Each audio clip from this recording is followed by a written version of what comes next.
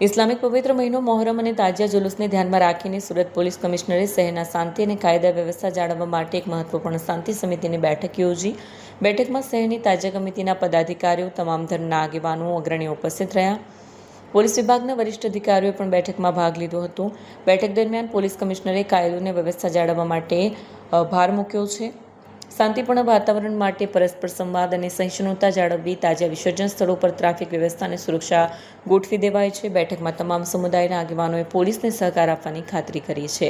Police કમિશનરે નાગરિકોને appeal કરી છે કે કોઈ પણ અફવા પર ધ્યાન ન આપે અને તાત્કાલિક પોલીસ હેલ્પલાઇન પર સંપર્ક કરે।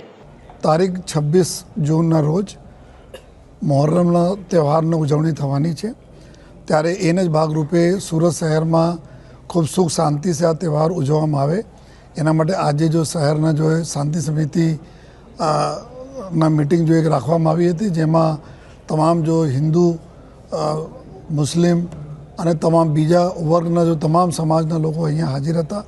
અમારા તમામ અધિકારીઓ હાજર રહીને એકબીજા સાથે સારા કોઓર્ડિનેટ કરીને જોઈએ કોઈ તકલીફ નહીં પડે અને ખૂબ સૌહાર્દપૂર્ણ વાતાવરણમાં આ તહેવાર પૂર્ણ થાય જોઈએ એની સમગ્ર જો ચર્ચાઓ કરવામાં આવી જોઈએ। અને પોલીસ તરફથી બી ખાતરી આપવામાં આવી છે કે પોલીસ 100% સહયોગ કરશે, આયોજકોને કરશે જોઈએ, તહેવાર સારી રીતે ઉજવવામાં કરશે। અને આયોજકો તરફથી, આગેવાનો તરફથી બી ખૂબ આપણને ખાતરી મળી છે કે કોઈ પણ કચાશ આ લોકો બી નહીં રાખશે પોલીસને મદદ કરવામાં, જેથી કે આપણા શહેરમાં જો સુરત શહેર સૌથી ઝડપથી વિકસતું શહેર છે એના મુખ્ય કારણ છે કે અહીંયાના ખૂબ સરસ કાયદા અને વ્યવસ્થા તો આ જાળવવામાં પબ્લિક અને પોલીસ બંને મળીને જો આ કામ કરી રહી છે, કરશે પણ જોઈએ, જેથી આપણે સુરત શહેરમાં આવનાર 3-4 મહિનાઓમાં જો ઘણા બધા જો તહેવારો આવે છે ખૂબ સારી રીતે શાંતિપૂર્ણ રીતે પૂર્ણ થાય।